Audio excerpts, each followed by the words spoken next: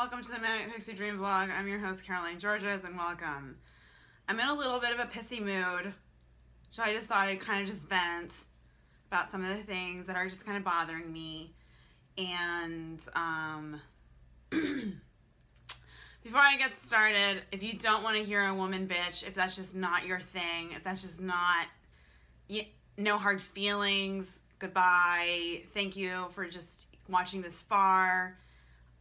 I love you, and I will see you next vlog. Thank you. Like and subscribe. Please support the Patreon when you can. No hard feelings. I totally get it. It's not for everyone. Not every guy likes hearing women bitch. Like, it's just, their ears ring or something. I don't know. Like, I mean, it's just like, I don't know, guys can tune it out. It's weird, like, guys really tune it out. It's amazing to me, like, seeing, like, I could just go on and on and on and on, and there's a guy there listening to me, like, you'd think, and then you ask him what he thinks, and he just doesn't, like, he just says, like, something that, like, oh, you weren't paying attention. You were just tuning me out. And, yeah, anyways, it's kind of a talent. It's really amazing. Some guys are like that. Some guys can really just tune you out, you know. I mean, it's like, I talk a lot. I have a lot to say. And when I'm in a bad mood, when I have a lot to say, when I'm in a bad mood, I just, I could just go on and on and on, and it's probably not fair to them, and I probably should see my therapist more or something. But, I don't know. I just, in therapy, like, I always kind of stay really guarded, because there's so many things I should talk about, you know, just, like, abuse and all that sort of thing. But I mean, I don't know, I just, like, it's just nice just throwing it out into the void, not hearing anything back, you know. Except I've been getting comments and stuff. Like my last vlog, I was really proud of it. I thought I did a good job. I thought I was very eloquent. I thought I made a really good point. I thought I defended Louis C.K.'s accuser in a really great way, and I think I really explained her situation and where she was coming from really well, and I thought I was very empathetic towards him in his situation and stuff. And I just, you know, with Louis C.K., going back to that, I don't know, I guess I can report the news. This is a rumor, this is, but I've heard from a friend of Louis C.K. So a friend of somebody Louis C.K. confides with has said Louis C.K. is experiencing suicidal thoughts, and he's been experiencing suicidal thoughts since the accusations came out, and he's been really struggling. I know comedians in and itself are already very suicidal. They're a very suicidal group of people. And so there are 3 lives at stake here in the matter of Louis C.K.'s situation. 3 lives. Louis C.K.'s and his 2 daughters, whose lives will be fucking ruined if their father commits suicide. I'm sorry, I think it should be said, and I think it should be stated, that Louis C.K. has paid the price. He has paid his debt to society. He has. Fair and square. He apologized. As far as I know, his victims have accepted the apology. Let's move on. I have had experiences similar to the ones these women are saying they experienced with Louis C.K. I was a stripper for many years. Guys would whip their dick out on me and jerk off to me all the fucking time, and it was really fucking uncomfortable. You know what?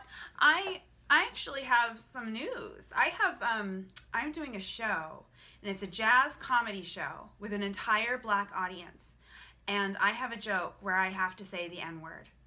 And so, Greg Lawrence, the guy who hosts the show and stuff, and it's his show at the Haha comedy. It's Haha or Ice House. I forget which one.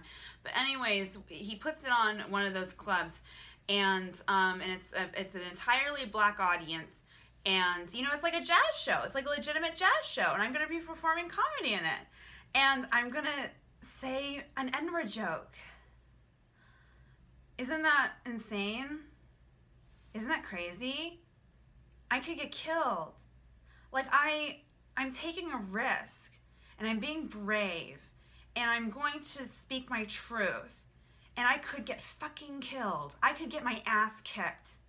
I could have a mob of black people chasing me down the streets, you know?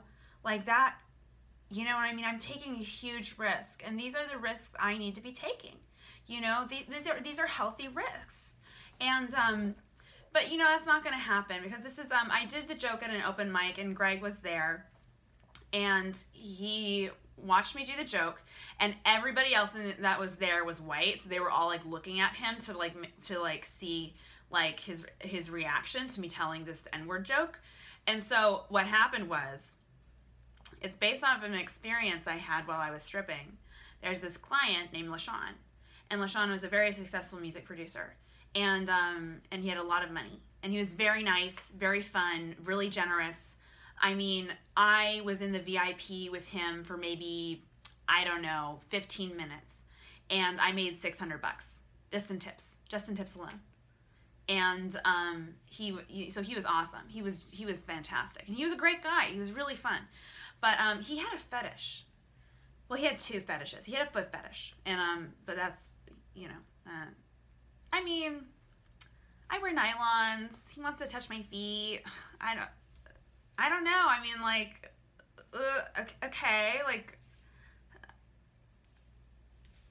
yeah. And so, anyways, but he had another fetish too. He was kind of a weird guy. I mean, you know, well, he was eccentric, and but he liked white girls to call him the N-word, and that would have been a good to know before I went back into the VIP with him. That would have been a good piece of information to have before I went back into the VIP with him. I was not prepared for that. I didn't know how to respond. I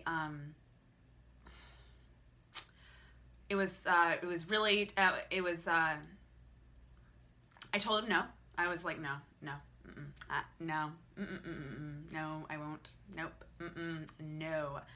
Zip, no. Not gonna say it. Not for all the tea in China. And so he asked me to leave, and he told me to go get Amy. And I did. I could have made so much money that night.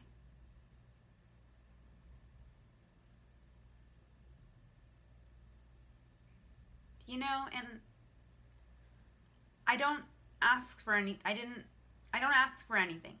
You know what I mean? I'm not asking for anything. I'm not asking for credit for that. The N-word is a demonic word. It is a demonic word to call a black person if you're white. It is. I get it. It is. I'm sorry. It is. It's demonic. The spirit of that world that was, what, like 300, 400 years ago? How long ago was it? No. It's the 1680s, 1780s, 1880s, 1980s. So 300 years? Anyways. Moving on. I don't know how many hundreds of years ago it was, but hundreds of years ago, the spirit of that world is still very much alive in this world today. It's still alive. That's how evil it is. Slavery was a demonic thing. It was a demonic thing to do to people. It was that evil. And I know what it's like to feel like people own you. I know what it's like to feel like a pet girl.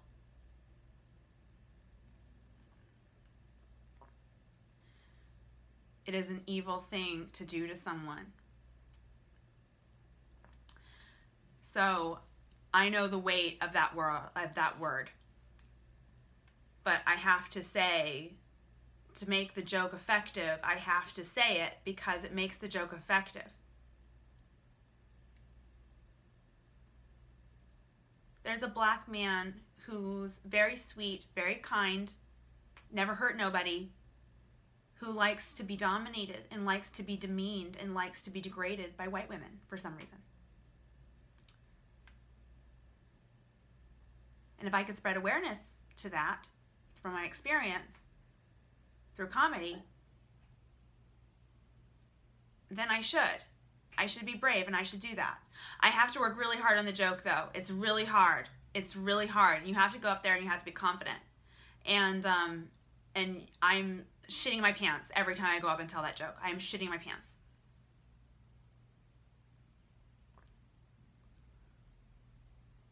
But it's kind of funny. I mean, anyways. Yeah.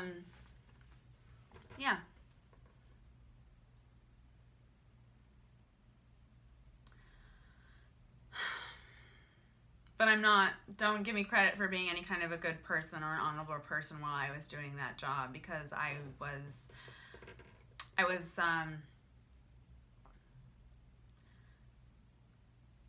stripping can be kind of like you're a career criminal in a way.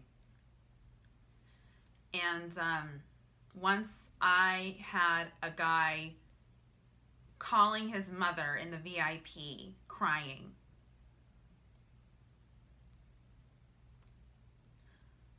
I had that much power over someone, and that's what I did with him.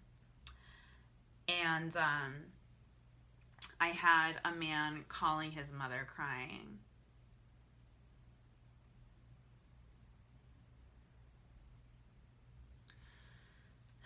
So I get it. I get it. I get what it's like to have power over somebody, and I get that it kind of makes you feel good in a sick way. When you're angry, when you're hurt, when you're frustrated, it kind of makes you feel good having power over somebody in that sick way. In a sick way, it does. So I get why men rape me.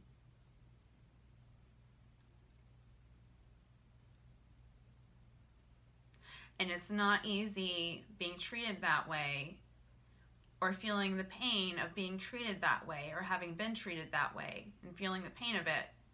It's really hard to not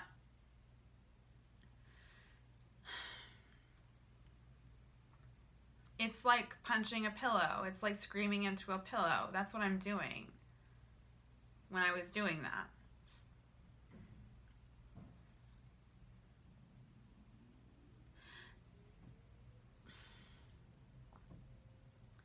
And I really hope that Louis C.K. searches his heart and makes sure that he is rid of any feelings of needing to do that to women, if that was ever what he was doing.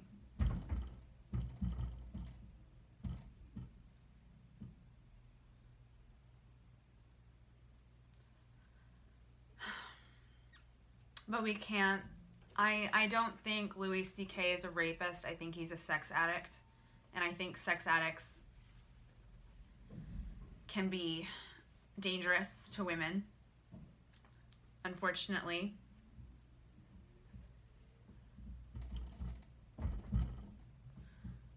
Dangerous to women's feelings, especially.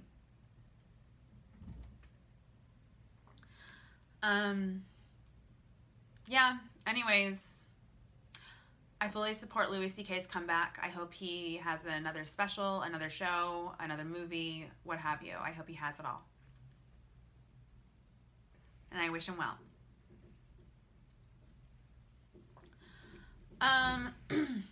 But, anywho, guess who was at a restaurant? Guess who showed his ugly face in New York this week? Oh my fucking God. Harvey Weinstein just like went out to dinner like he wasn't a rapist. You know what I mean? Like he just was just out there with his friends, women, 2 women.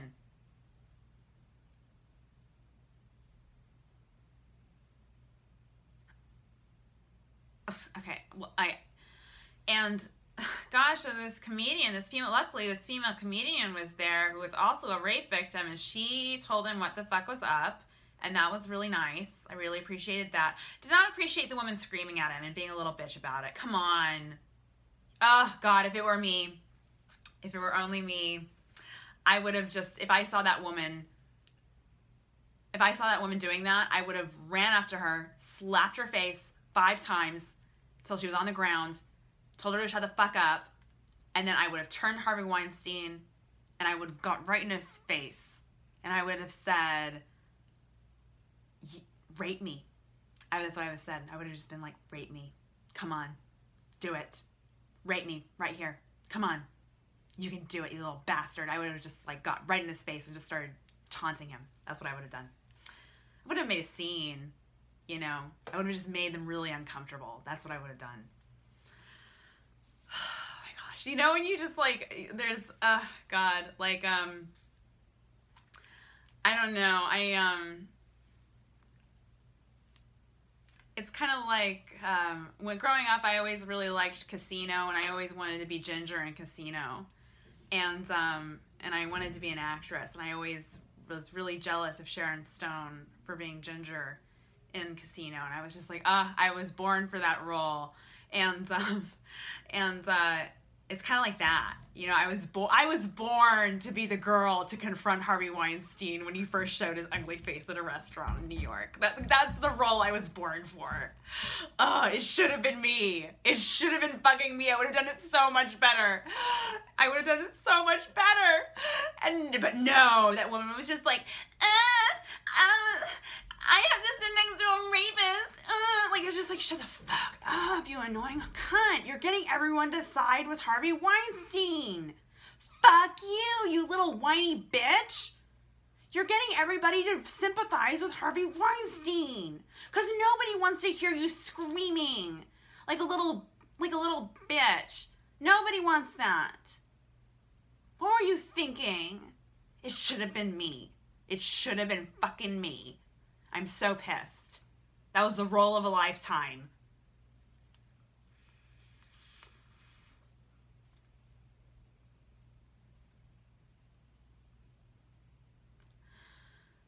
C'est la vie.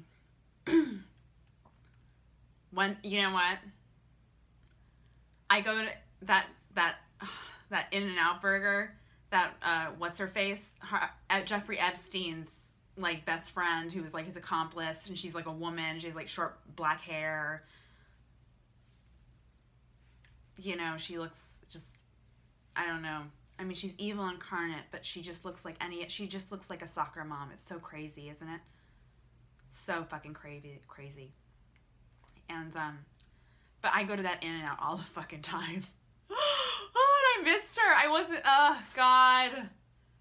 I would have beat her ass. And then when I got arrested, I would have pled temporary insanity. And I would have said, like, look, I'm a rape victim. I have all of these experiences. When I saw her there, I don't remember a thing. I don't remember a thing after I saw her. I honestly don't remember a thing. If they had me like talking to a therapist, I would just be like, I don't remember. I don't remember anything. I would have just, yeah, temporary insanity. You know when that was the first time that was ever used? It was in Hollywood. It was a producer, and it's kind of famous. It's sort of notorious, and it's been done in movies, and it's sort of a cliche. This producer, his wife who was this young starlet, was cheating on him with her agent. And so the agent and her were like in the car making out or something, and the guy was coming home from golfing. So he took out his golf club and just started beating the car with them inside of it, and started beating in the windshield, the windows and stuff, and it was just this horrifying scene. And you know what? He got away with it. No jail time. You know why? He pled temporary insanity. He said, I saw my wife with another man and I lost control. And every member on that all-male jury was like, we understand. We totally get it. We totally understand. You have to let people off sometimes. You know what I mean? You have to, like, I mean, I know, it's kind of crazy. I know, some situations you just kind of have to give people, like, we get it, you know, it's okay. I understand. You saw your wife with another man, the love of your life, in the arms of another man, and you went crazy for a minute. And we get it. You know what I mean? You're only human. And the wife and him, I think, apparently stayed married, too. So, yeah. So kind of had a happy ending. It all worked out.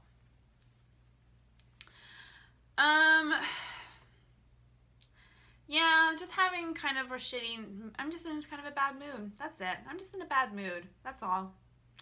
And, you know, today I wanted to, like, this, I got, like, followed a little bit. I went to go get some food, and I was walking back from getting food, and this guy just, like, this creepy, like, homeless guy just, like, started following me, just like, hey girl, like, what's up? Hey, what's up? You know, that kind of thing. And I just sort of ignored him and just kept walking and stuff. And he didn't follow me very long, maybe like 5 or 6 steps and stuff. But still, it's a little... And he said, why don't you smile? And I didn't say this to him, but I thought of it like 2 seconds too late. And I was going to say, I'll smile when I'm standing over your cold, dead body, you bastard. See, use that. If you're a woman and that happens to you and a guy tells you to smile, say that to him. Say, I'll smile while standing over your cold, dead body. That's a great comeback, I think. Anyways, that's my vlog for today. Just needed to vent a little bit. Anyways, God. There's nothing on HBO. All the shows, I mean, I'm sorry, need to talk about this. I can't find anything to watch. There's nothing good on. There's nothing good to watch right now. I started watching, I watched the first episode of Watchmen. I was really excited for that. That was going to be my show. And I watched the first episode, and they make Rorschach the bad guy. Like, they made Rorschach like the white supremacist. When Rorschach was, you know, like, that's a real misinterpretation of that character. I'm really disappointed. And I don't know if I can keep watching it because of what they did to that character and what they made him in the show, you know? I'm not happy with it at all. But I don't know. The second episode is on it. I don't know. Maybe, fuck it, I'll just watch it anyway. But, yeah, and then I stopped watching Succession after the daughter, like, okay, so there's like this super rich family, right? Super rich. They own everything. They're like the part of the billionaire class, you know? And, like the first episode, okay, I started watching the show like a year ago, but then like the first episode, I stopped watching after 15 minutes. They traumatize a child. This family traumatizes a child for fucking life in the first 15 minutes of the show. So, like, they're all playing baseball for some reason, and they all, like, take helicopters to go to this baseball field.